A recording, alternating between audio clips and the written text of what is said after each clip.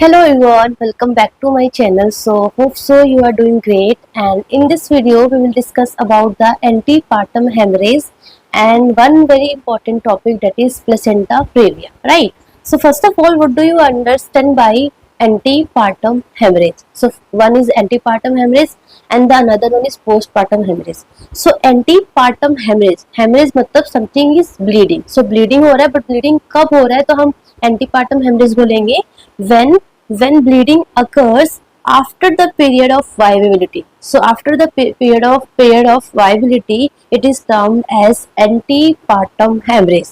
So after the period of viability मतलब कि in India it is 28 week. It means for the developing countries it is 28 week, and for the developed countries like USA it is 20 week, right? So India में हम क्या बोलेंगे कि after 28 week अगर bleeding होगा then it is termed as antepartum hemorrhage. And this bleeding after 28 week क्यों हो सकता है? So the causes is either by placenta previa और abruptio placenta या फिर vasa previa की वजह से.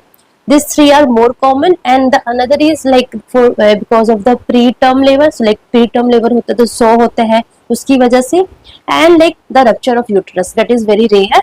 But in the most if the question asked in the exam, that is the most common cause of antepartum hemorrhage, then the answer is abruptio placenta. So abruptio placenta is the most common cause of antepartum hemorrhage. So this is the first question that can be asked in the exam. Then the second question जो है वो management से आ सकता है, because management is something very very important. So अभी हम types नहीं पढ़ रहे हैं, लाइक द कॉजेज की प्लेसेंटा प्रीविया में क्या होता है, वेब्सो प्लेसेंटा में क्या होता है, वासा प्रीविया में क्या होता है. सिंपल, अगर आपके एग्जाम में क्वेश्चंस आते हैं कि a pregnant women like after 28 week bleeding के साथ आती है तो आप क्या करोगे. So of course the first step जो होता है कि एकदम ब्लीडिंग बहुत ज्यादा हो रहा है, सो ऑफकोर्स हम मदर को क्या करेंगे, रिससिटेट करेंगे. It is something very very important. तो रिससिटेशन इज वेरी इंपॉर्टेंट. इसमें हम लाइक एयरवे, ब्रीदिंग, सर्कुलेशन है ना, तो मदर को हम 2 लार्ज बोर कैनुला लगाएंगे, IV fluids and blood sampling भेजेंगे for like cross compatibility and all check करने के लिए, ठीक है ना. ऑक्सीजन वगैरह लगाएंगे. So this is the common thing you have to do. Then आप क्या करोगे, रिससिटेशन कर दिया, देन आपको ये भी तो देखना कि ब्लीडिंग क्यों हो रहा है. सो फॉर ब्लीडिंग आप क्या करोगे, पीवी करोगे? No, PV is contraindicated. वैसे जो पीवी जो है पर वेजाइनल एग्जामिनेशन, वैसे तो प्लेसेंटा प्रीवियम वाली कॉन्ट्राइंडिकेटेड है, बट मदर अगर एंटीपार्टम हेमरेज में आ रही है, अगर मदर आफ्टर 28 वीक के बाद ब्लीडिंग के साथ आ रही है, so you don't know the reason कि whether it is because of placenta previa और abruptio placenta, क्या रीजन है. So you don't know the reason, because of that you will not do PV until and unless you know the cause. जब तक आपको cause का पता नहीं चलेगा, you can't do PV per vaginal examination. This is something very very important. So आप क्या करोगे, based on history and per abdominal examination. So PA करना है आपको, per abdominal examination करना है, and based on history you get an idea कि हाँ ये placenta previa है कि abruptio placenta है. कैसे है, आप जब आगे पढ़ोगे तो समझ में आ जाएगा, ठीक है ना. एंड अगर मदर का वाइटल स्टेबल है तो आप हिस्ट्री लोगे, पर एब्डोमिनल एग्जामिनेशन करोगे, एंड मदर का अगर वाइटल स्टेबल है तो आप ट्रांस एब्डोमिनल स्क्रीनिंग करोगे, तो उसमें आपको या तो प्लेसेंटा प्रीविया पता चलेगा या एब्रप्सियो प्लेसेंटा पता चलेगा. But the most important thing कि अगर आपने मदर आई, अपने रिससिटेशन कर रहे हैं, and you get to know, आपने वाइटल्स लिया मदर का, अपने मदर्स का BP, heart rate and all लिया, फीटल का आपने एनएसटी किया, तो यू गेट एन आइडिया कि यस यहाँ पे मदर जो है वो अनस्टेबल है, मदर का जो बीपी है, जो हार्ट रेट है वो अनस्टेबल है, या फिर फीटल डिस्ट्रेस हो रहा है. So in that condition you have to do immediately caesarean section. So this is important question that can be asked in the exam कि मदर अगर 28 वीक के बाद आती है with bleeding, with active bleeding, fetal distress में है, mother unstable है, तो क्या करना होगा. सो दैट इज ऑफकोर्स आपको इमीडिएट सी सेक्शन करना होगा. यू कांट वेट फॉर कि फीटल जो है फीटल मैच्योर हो, है ना. सो ये आप वेट नहीं कर सकते, you have to immediately do C section, so that mother को एटलीस्ट आप बचा सको, है ना। मेन हमारा मोटिव क्या होता है, पहले मदर को बचाना है, देन फीटस को बचाना है। सो ये तो आपको एक रफ आइडिया मिल गया कि that is the antepartum hemorrhage. Then हम एक सिंगल बाय सिंगल पढ़ेंगे, that is placenta previa. So in this lecture basically हम फोकस किस पे करेंगे, प्लेसेंटा प्रेविया पे करेंगे, because this is something very very important. This three topic is very important: placenta previa, abruptio placenta and vasa previa in antepartum hemorrhage. So first हमारा है placenta previa. So मतलब क्या होता है placenta previa? See, this is the normal condition, this is the normal condition. आपको normal में क्या दिख रहा है? नॉर्मल में हमें यही दिख रहा है कि ये हमारा प्लेसेंटा है, right. This is the placenta, जो कि कहाँ पे है, अपर यूटेराइन सेगमेंट में है, अपर यूटरस में ये अटैच है, ठीक है ना। बट यहाँ पे हमें क्या दिख रहा है कि जो प्लेसेंटा है ना वो कहाँ पे है, in the lower uterine segment में है। So this is the abnormal condition, this is the abnormal condition. Normally हमने पढ़ा था, हमने like in the previous to previous class में हमने क्या पढ़ा था कि placenta should be attach on the upper uterine segment. But यहाँ पे क्या है, यहाँ पे अपर यूटेराइन सेगमेंट में नहीं है, यहाँ पे कहाँ पे है, in the lower uterine segment में है। सो क्या होगा, आप खुद सोचो, placenta in the lower uterine segment में है तो क्या होगा, जैसे ही ब्रैक्सटोन हिक्स कॉन्ट्रैक्शन होता है या फिर यूट्रस कॉन्ट्रैक्ट करेगा, सर्वाइकल चेंजेस होगा, सर्विक्स जो है वो डायलेट होने स्टार्ट होगी। तो बिकॉज ऑफ दैट क्या होगा कि यहाँ पे जो प्लेसेंटा है इस पे फोर्स लगेगा, है ना। ये फोर्स जो लगेगा ना, बिकॉज ऑफ दैट फोर्स इसमें जो वेन्स है जो इंटरविलस स्पेसेस में, इंटरविलस स्पेस में जो वीनस साइनस है वो क्या हो जाएगी, ओपन होगी। And because of the opening of that venous sinuses in the intervillous space में, तो उसकी वजह से क्या होने लग जाएगा, ब्लीडिंग होने लग जाएगा, है ना। बिकॉज यूट्रस कॉन्ट्रैक्ट हो रही है, सर्वाइकल चेंजेस हो रहा है, इस पे एक फोर्स लग रहा है प्लेसेंटा पे, and because of that force जो वीनस साइनस है वो ओपन हो रही है, because of that there is bleeding, है ना। सो क्या होगा प्लेसेंटा प्रेविया में, because of the low line placenta, because placenta कहाँ पे है, in the lower uterine segment में, जिसकी वजह से क्या चांसेस हो सकता है, ब्लीडिंग के चांसेस हो सकते हैं। This is very important. So placenta located in lower uterine segment and partially or completely cover the internal os, then it is called placenta previa.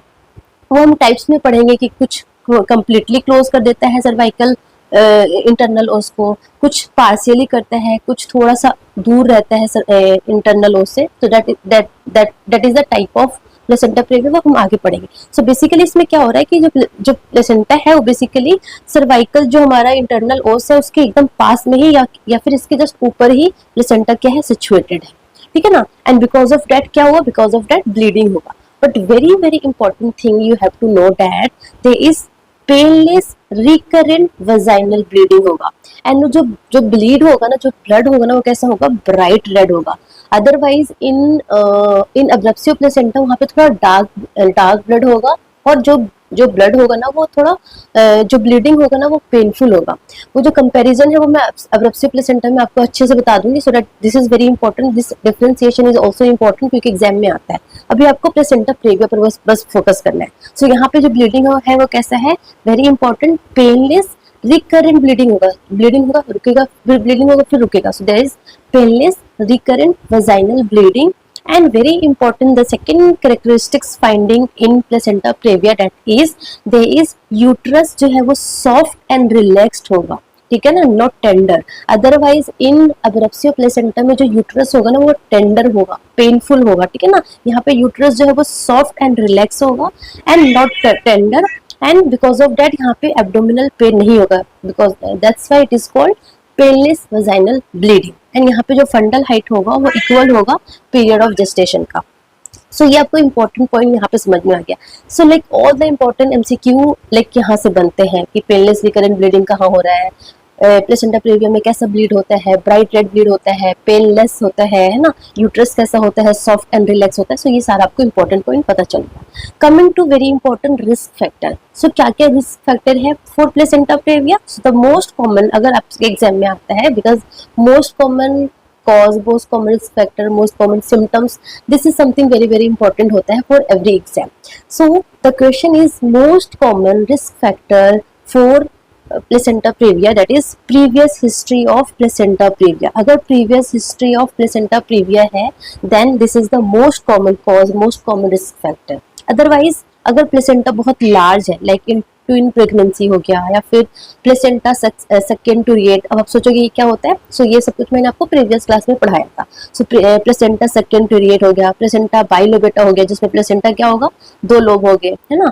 So placenta क्या है, एकदम इनलार्ज है ना, या फिर अगर मदर स्मोकिंग है, अगर मदर स्मोकर है, सो इन दैट केस, ठीक है। अदर कंडीशन है कि factor which prevent migration. So basically क्या होता है ना कि लेट्स सपोज अगर फर्स्ट ट्राइमेस्टर में, है ना, फर्स्ट ट्राइमेस्टर या फिर सेकंड ट्राइमेस्टर में आपने अल्ट्रासाउंड किया and you get to know कि जो प्लेसेंटा है वो लोअर यूटेराइन सेगमेंट में सिचुएटेड है।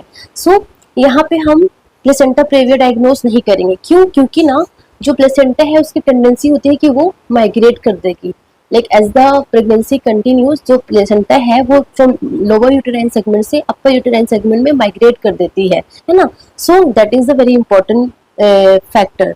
सो अगर the factor which prevent the migration, जैसे कि अगर प्रीवियस सी सेक्शन हुआ है, प्रीवियस अगर सी सेक्शन हुआ है, प्रीवियस एलएससीएस हो रखा है, या फिर प्रीवियस कुछ यूटेराइन सर्जरी हो रखी है जैसे कि मायोमेक्टोमी हुई, सो ये क्या करेगा, प्लेसेंटा को माइग्रेट होने से प्रिवेंट करेगा। And because of that placenta अगर माइग्रेट नहीं कर पाएगी अपर यूटेराइन सेगमेंट में, so it can lead to placenta previa.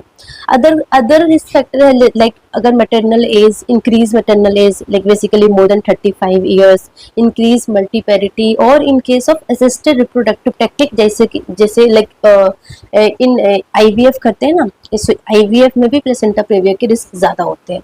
So these are the risk factor for placenta previa, ठीक है। Coming to the types of placenta previa, so we have two classification. First one is old and second one is new. So दोनों आपको पता होना चाहिए because दोनों types exam में आते हैं। सो फर्स्ट हमारा है टाइप 1, यहाँ से देखते हैं टाइप 1 में। सो हमने देख लिया प्लेसेंटा प्रेविया का मतलब ही क्या हो रहा है कि जो प्लेसेंटा है वो लोअर यूटेराइन सेगमेंट में सिचुएटेड होगी, अटैच होगी, ठीक है। So type 1 is known as low line. So low line और टाइप 1 प्लेसेंटा प्रेविया में क्या होगा कि जो प्लेसेंटा है ना that is like 2 centimetre, within 2 centimetre of internal os पे अगर अटैच होगी तो उसको हम बोलेंगे टाइप 1 और लो लाइन प्लेसेंटा, ठीक है ना। Say like 2 centimetre, within 2 centimetre of internal os, ठीक है। देन सेकंड हमारा है type 2। Type 2 is also known as marginal. So marginal में क्या होगा, जो प्लेसेंटा है वो कहाँ पे होगी, एकदम मार्जिन पे होगी। ये हमारा देखो दिस इज द इंटरनल ओस, है ना, एंड इसके एकदम मार्जिन पे प्लेसेंटा अटैच है। So at the margin, so marginal as the name suggest marginal, so margin पे होगी। So reaches at the level of internal os, just level पे होगी। देन पार्शियल, पार्शियल और टाइप 3। सो पार्शियल में क्या होगा कि ये पार्शियली इंटरनल ओस को कवर करेगी, है ना, कंप्लीट कवर नहीं कर रही है, पार्शियली कवर कर रही है। so, मतलब मार्जिन से थोड़ा और आगे आके पार्शियल ये इंटरनल ओस को कवर कर रही है। एंड इन कंप्लीट, कंप्लीट में क्या होगा, कंप्लीट में ये कंप्लीटली पूरा का पूरा इंटरनल ओस को ही कवर कर देगी। सो that is the complete placenta previa. So type 1, type 2, type 3, type 4, very important, ठीक है ना। सो टाइप 1 मतलब विद इन 2 सेंटीमीटर में रहेगा, टाइप 2 मतलब मार्जिन पे रहेगा, टाइप 3 में पार्शियली वो इंटरनल ओस को कवर कर देगा, एंड टाइप 4 में कंप्लीटली कवर कर देगा, ठीक है। टाइप 1 में भी टाइप 1 इंटीरियर होता है, टाइप 2 पोस्टीरियर होता है, ऐसे ही टाइप 2 भी इंटीरियर होता है एंड पोस्टीरियर होता है। मतलब कि इंटीरियर मतलब कि इंटीरियर वॉल पे होगा, एंड पोस्टीरियर मतलब कि पोस्टीरियर वॉल ऑफ यूट्रस पे होगा। बट यहाँ पे आपको क्या याद रखना है, यहाँ पे एग्जाम में क्वेश्चन आता है कि टाइप 1 एंड टाइप 2 पोस्टीरियर में आपको स्टॉल वर्दी साइन देखने को मिलेगा। स्टॉल वर्दी साइन में क्या होगा ना, जब आप फीटल हेड को कंप्रेस करोगे ना तो फीटल हार्ट रेट डिसलरेशन दिखेगा आपको, एंड जैसे ही आप कंप्रेशन रिलीज करोगे तो जो फीटल हार्ट रेट जो डिसलरेशन था वो रिड्यूस हो जाएगा। सो दैट इज द स्टॉल वर्दी साइन। एंड यहाँ पे अगर आपसे क्वेश्चन आता है कि इनमें से सबसे ज्यादा डेंजरस कौन है, so type 2 posterior is the most dangerous placenta previa. So ये कुछ हमारे वन लाइनर क्वेश्चन है। एंड जो मैंने आपको बोला ना कि प्लेसेंटा लोअर यूटेराइन सेगमेंट में होता है in first and second trimester में, देन 90% क्या होता है, 90% चांसेस की जो प्लेसेंटा जो लोअर यूटेराइन सेगमेंट में है ना वो अपर यूटेराइन सेगमेंट में माइग्रेट हो जाएगी, and that process is called trophotropism, है ना। सो ये वर्ड आपको पता होना चाहिए, maybe in the one liner MCQ में वो पूछ सकते हैं ये क्या होता है, ठीक है। देन ये हमारा ओल्ड क्लासिफिकेशन है। न्यू क्लासिफिकेशन में क्या है, 2 ही टर्म है। फर्स्ट है हमारा प्लेसेंटा प्रेविया एंड दूसरा हमारा है लो लाइंग प्लेसेंटा। सो प्लेसेंटा प्रेविया का मतलब है कि प्लेसेंटा कवर इंटरनल ओस पार्शियली और कंप्लीटली, मतलब कि या तो पार्शियल एंड कंप्लीट, ये दोनों किसमें इंक्लूडेड है, प्लेसेंटा प्रेविया में इंक्लूडेड है। एंड लो लाइंग प्लेसेंटा में क्या होगा, लो लाइंग प्लेसेंटा में कि placenta within 2 centimetre of internal os but does not reach up to it, so it is like low line and marginal जो है basically low line placenta में included है ना। सो सिंपल है, मतलब जो प्रीवियस क्लासिफिकेशन था उसी को जस्ट मर्ज कर दिया है ना। So like partial and complete is included in placenta praevia and low line placenta मतलब कि जो प्लेसेंटा है विद इन 2 सेंटीमीटर में होगा बट ये इंटरनल ओस पर नहीं होगा, so that is known as low line placenta. Simple, but mostly ये आपको अच्छे से याद रखना है, ठीक है ना।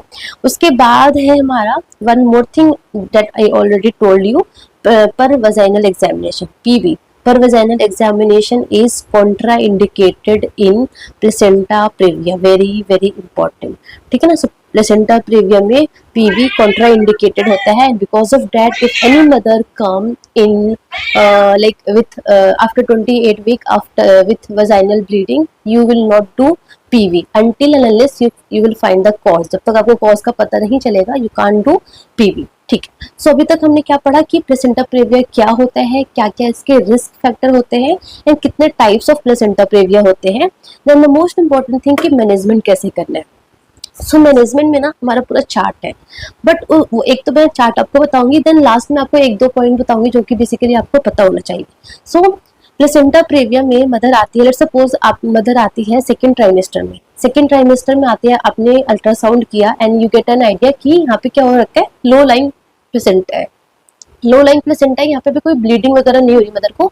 जब सेकेंड ट्राइमेस्टर में मदर आई एंड आपने इंसिडेंटली एक्सीडेंटली आपने फाइंड किया कि जो प्लेसेंटा है वो लो लाइन है, देन आप क्या करोगे, ऑफ कोर्स मैंने क्या बोला कि प्लेसेंटा कैन माइग्रेट, 90% चांसेस क्या होता है प्लेसेंटा माइग्रेट कर जाती है। सो आपको कुछ नहीं करना है, you have to just give the advice to the mother. क्या क्या एडवाइस देना है आपको, एडवाइस देना है like avoid heavy lifting, very important, avoid moderate strenuous exercises, avoid long standing like more than 4 hours per day, avoid intercourse, ठीक है ना। सो ये आपको एडवाइस देना मदर को। प्लस ऑल्सो क्या करना है, you have to educate if you get like any active bleeding या फिर आपको ऐसे यूटेराइन कॉन्ट्रैक्शन फील होता है ना, so immediately contact if bleeding and uterine contraction occur, this is the education you have to give and this all the advice कि आपको नहीं करना है, ठीक है ना। देन आपको क्या बोलना है मदर को कि आपको थर्ड ट्राइमेस्टर पे अगेन यूएसजी रिपीट करना है एंड देन एट 32 वीक पर आपको ट्रांस वजाइनल अल्ट्रासाउंड करवाना है ना। सो टीवीएस आपको 32 वीक पर करवाना है एंड अगर आपने 32 वीक पर कराया टीवीएस तो हो सकता है कि आपको no placenta previa, there is no placenta previa, then routine ANC visit करना है एंड जब लाइक टर्म होगा देन डिलीवरी करवाएंगे। बट अगर आपने 32 वीक पर टीवीएस किया एंड स्टिल यू फाइंड कि प्लेसेंटा प्रेविया है, देन आपको रिपीट करना है टीवीएस एट 36 वीक पे। स्टिल अगर 36 वीक पर भी अगर क्या होगा प्लेसेंटा प्रेविया होगा, then you have to plan cesarean section at 36 to 37 plus 6 days and in between that these days आपको मदर को एडमिट करके प्रॉपर ऑब्जर्व करना है, आप घर नहीं भेज सकते हो ना। So that is the normal mechanism कि अगर सेकेंड ट्राइमेस्टर में अगर उनको प्लेसेंटा प्रेविया अगर प्लेसेंटा लो लाइन है तो थर्ड ट्राइमेस्टर पे रिपीट करेंगे। थर्ड ट्राइमेस्टर पे आपने टीवीएस किया, देन 32 वीक पे बेसिकली आपने किया, 32 वीक पे अगर किया अगर प्लेसेंटा प्रेविया नहीं है सो रूटीन एएनसी विजिट, अगर स्टिल है तो 32 पे किया, देन 36 पे अगेन आप री टीवीएस करोगे, अगेन करोगे एंड अगर 36 वीक पर भी अगर है देन आप क्या करोगे, प्लान सीएस अराउंड 36 से 37 वीक पर आपको प्लान सीएस करना है, सिजेरियन सेक्शन करना है, ठीक है ना। सो बेसिकली सिजेरियन सेक्शन ही करते हैं इन प्लेसेंटा प्रेविया, ठीक है। ओनली वन कंडीशन जहाँ पे हम सिजेरियन सेक्शन नहीं करते हैं, ठीक है। Then this is the first condition. Second condition क्या हो सकता है कि मदर जो है विथ ब्लीडिंग के साथ आ रही है, मदर जो है वो ब्लीडिंग के साथ आ रही है, प्लेसेंटा प्रेविया भी है विथ ब्लीडिंग के साथ आ रही है। सो क्या करना है, अगर मदर ब्लीडिंग के साथ आ रही है सो हम एक्टिव मैनेजमेंट कर सकते हैं। सो एक्टिव मैनेजमेंट में क्या होगा कि मदर ब्लीडिंग के साथ आती है, ठीक है, और मदर को लाइक अपने टीवीएस किया, अपने अल्ट्रासाउंड किया, यू गेट एन आइडिया कि यहाँ पे प्लेसेंटा प्रेविया है, मदर को एक्टिव ब्लीडिंग हो रहा है, एक्टिव ब्लीडिंग हो रहा है, यहाँ पे मदर हीमोडायनेमिक अनस्टेबल हो, मतलब मदर का बीपी हार्ट रेट सब डिक्रीज हो रहा है, सीवियर ब्लीडिंग हो रहा है, या फीटल डिस्ट्रेस में है, ठीक है ना, या फिर प्रेगनेंसी एट टर्म पे है लाइक 37 और मोर देन 37 वीक, देन आपको इमीडिएटली आपको डिलीवर करना है by C section. Vaginal delivery नहीं करते हैं, ठीक है ना, सो इमीडिएटली डिलीवर करना है by C section, that is the active management. और एक्टिव मैनेजमेंट कब कब करना है? In that condition, if mother is unstable, if fetal distress, simple से कॉमन सेंस वाली चीज है। अगर मदर अनस्टेबल है, फीटल डिस्ट्रेस में है, बहुत ज्यादा एक्टिव ब्लीडिंग, बहुत ज्यादा सीवियर ब्लीडिंग हो रहा है, तो ऑफकोर्स अब क्या करोगे? एक्टिव मैनेजमेंट करोगे। एक्टिव मैनेजमेंट में क्या करना है? सी सेक्शन करना है, फटाफट सी सेक्शन करके बेबी को डिलीवर करना है। सेकेंड हमारा क्या है? सेकेंड हमारा है एक्सपेक्टेड मैनेजमेंट। सो एक्सपेक्टेड मैनेजमेंट में हम क्या कर रहे हैं? Expected management is something conservative management. तो हम यहाँ पे क्या कर रहे हैं? हम डिलीवरी को हम थोड़ा प्रोलॉन्ग कर रहे हैं।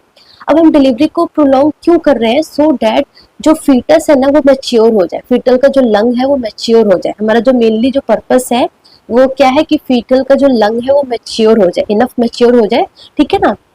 बट द कंडीशन की एक्सपेक्टेड मैनेजमेंट कब करेंगे? जब there is no any active bleed. जब एक्टिव ब्लीड होगा, ऑफ कोर्स एक्टिव ब्लीड हो रहा है, मदर शॉक में जा सकती है, तो हम फटाफट एक्टिव मैनेजमेंट करेंगे ना।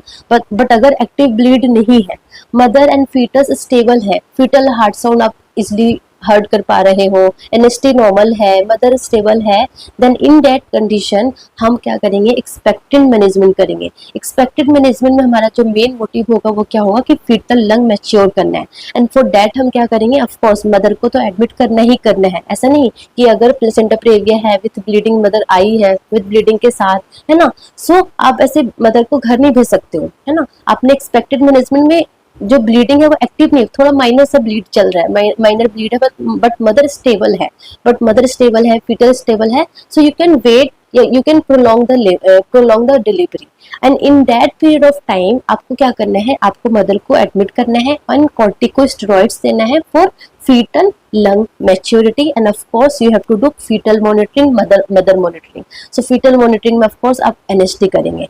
Then at 36 वीक और 36 से लेकर 37 वीक प्लस 6 डेज के अराउंड आप क्या करेंगे? सी सेक्शन करेंगे। So basically in placenta previa में हमें सी सेक्शन ही करना होता है, C section is the best. But अगर एग्जाम में आता है क्वेश्चंस कि हम किस कंडीशन में हम वजाइनल डिलीवरी कर सकते हैं, so in case of low lying placenta, मतलब कि if placenta attach within 1 to 2 centimetre of cervical opening, this internal os के विद इन 1 to 2 सेंटीमीटर में होगा, लाइक 1 to 2 सेंटीमीटर से अवे होगा, then you can do vaginal delivery, but the best is always C section. यहाँ पे भी best क्या होगा? सी सेक्शन होगा, but you can prefer, but best is C section. Okay, so vaginal delivery in low line placenta like 1 to 2 centimetre of internal os में can try, but the best is C section. So हमने यहाँ पे क्या समझा? Simple समझा कि अगर management basically placenta previa का मैनेजमेंट क्या है? दैट इज कि अगर mother active management, that is कि मदर अनस्टेबल है, फीटल डिस्ट्रेस हो रहा है, so of course you have to immediately do C section and baby को डिलीवर करना है। इन एक्सपेक्टेड मैनेजमेंट में अगर मदर स्टेबल है, ज्यादा ब्लीडिंग नहीं हो रही है, माइल्ड ब्लीडिंग है, फीटल स्टेबल है, so you can wait till fetal maturity, and आपको क्या करना है? आपको विया सी सेक्शन के थ्रू आप डिलीवर कर सकते हो। So C section is preferable in placenta previa. So I hope आपको ये समझ में आया होगा। इन द 3 to 4 लाइन में अगर हम बोले तो प्लेसेंटा प्रेविया इज समथिंग कि जो प्लेसेंटा है वो कहाँ पे अटैच है? In the lower uterine segment, and this is the condition where bleeding happen. Bleeding कैसा होगा? Painless recurrent vaginal bleeding, there is no abdominal pain, and जो यूट्रस होगा वो सॉफ्ट होगा, रिलैक्स होगा। Very important thing. पर vaginal examination is contraindicated, and the most common risk factor क्या है? That is a previous history of placenta previa। ठीक है, मैनेजमेंट कैसे करना है? मैनेजमेंट इज सिंपल, हमें सी सेक्शन करना है depending on the mother and fetus condition. ठीक है, so these are the thing you have to remember in the placenta previa. In the next class we will discuss about the abruptio placenta, and in that class I will tell you the difference between placenta previa and abruptio placenta, how you can differentiate, like the question will come, if the question will come in the exam, how can you differentiate कि ये हमारा placenta previa है, ये हमारा abruptio placenta है, because every time जो questions आते हैं ना वो यही से आता है कि प्लेसेंटा प्रेविया और एब्रप्सी प्लेसेंटा दोनों में कंफ्यूजन करते हैं। सो ये दोनों का ना आपको पता होना चाहिए कि बेसिक डिफरेंस क्या है दोनों में, दोनों की साइन एंड सिम्टम्स में क्या डिफरेंस है, दोनों के रिस्क फैक्टर में क्या डिफरेंस है ना, दोनों के मैनेजमेंट में क्या डिफरेंस है, तो वो आपको पता होना चाहिए। So this class is very important and the next class of course also important. So all the best, लगे रहो, जमे रहो, अच्छे से पढ़ते रहो।